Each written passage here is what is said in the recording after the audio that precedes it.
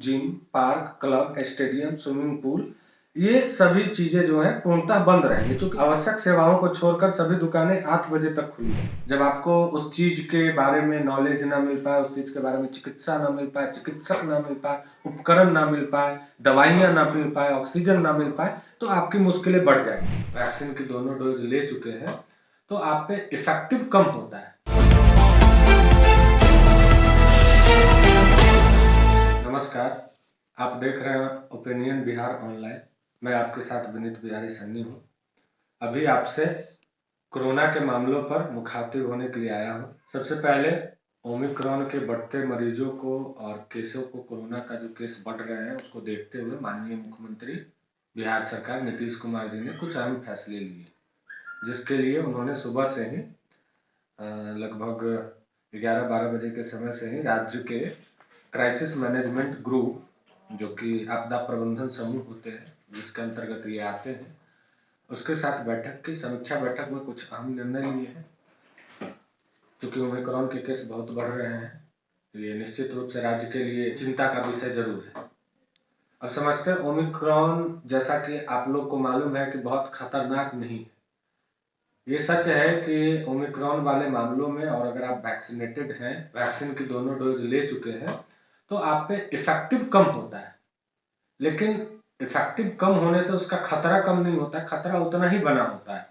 और उसके बाद सबसे बड़ी बात इस चीज में ये होती है कि एक रिसर्च में जो पिछले लहर का डेल्टा वेरिएंट के बारे में बताया था, उसकी भविष्यवाणी आखिरकार सत्य भी हुई। 4 लाख केस प्रतिदिन आ भी रहे थे लगभग भारत में। उसी की एक रिसर्च में मालूम चला है कि ओमिक्रॉन के पिक के दिनों में, जिस दिन ये लहर पिक पे होगी, उस दिन 14 लाख केस तकरीबन एक दिन में रिकॉर्ड किए जा सकते हैं, ऐसा उन्होंने शंका जताई है।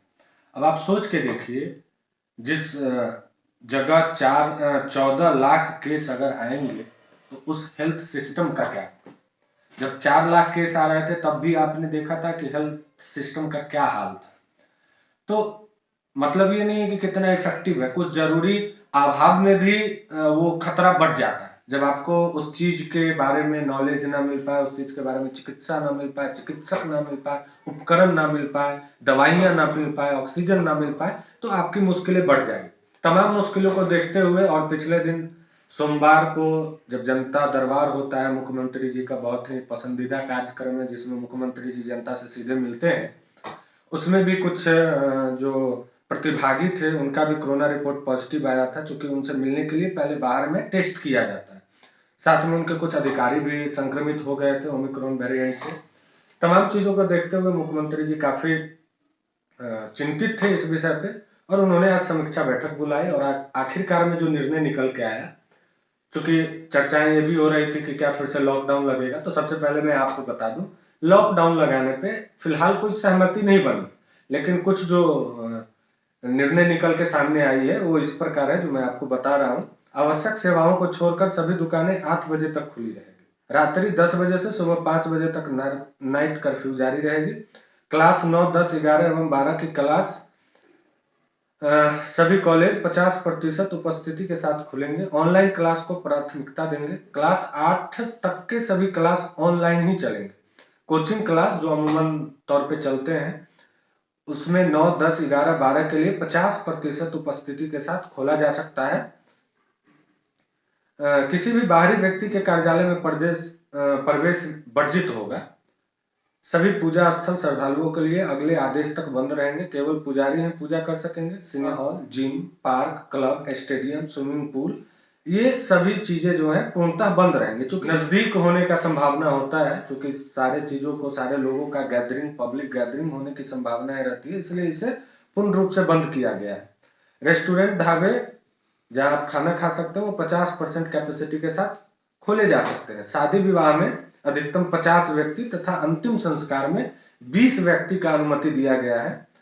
सभी राजनीतिक, सामुदायिक, सांस्कृतिक, सार्वजनिक आयोजन में अधिकतम 50 व्यक्ति की अनुमति होगी, परंतु इसके लिए जिला प्रशासन से अनुमति लेना अनिवार्य होगा। शॉपिंग मॉल पूर्णतः बंद रहेंगे, क्योंकि शॉपिंग मॉल में आप देखते होंगे अधिकतर कई परिवार के लोग एक साथ जाते हैं शॉपिंग करने के लिए, तो चूंकि एक परिवार के भी 5, 10, 12, 8 जो भी हो, तो अगर 5-10 परिवार के कोई वैसे लोग मिल जाते हैं तो आपस में मिल के बात करने लगते हैं, वहां भी पब्लिक गैदरिंग का संभावना ज्यादा होता है। जैसे जिम में होता है, मॉल में होता है, आपका पार्क में होता है, स्विमिंग पूल में होता है, और आपसी जो है आपसी दूरी का भी ख्याल रखना उस समय मुश्किल हो जाता है।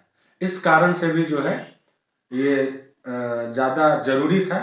जो सारे मुख्य बिंदुओं को लेते हुए माननीय मुख्यमंत्री जी ने अहम फैसले लिए हैं, जो कि निर्णायक साबित होंगे आने वाले दिनों में आपको बचाने के लिए ओमिक्रॉन के बढ़ते खतरों से। आगे जो भी जानकारी आएगी आप तक पहुंचाते रहेंगे। आप देखते रहिए ओपिनियन बिहार ऑनलाइन।